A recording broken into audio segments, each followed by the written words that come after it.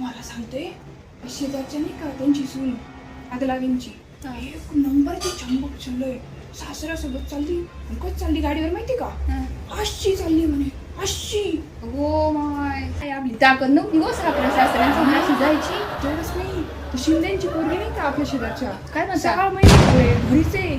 अगो बया अहो सोडून बिडून दिलं काय मग मला तरी तेच वाटतंय येत असेल बाई.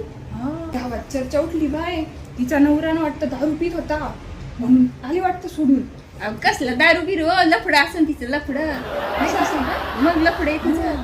असू शकतं तसं आपल्याला काय करायचं काही करा.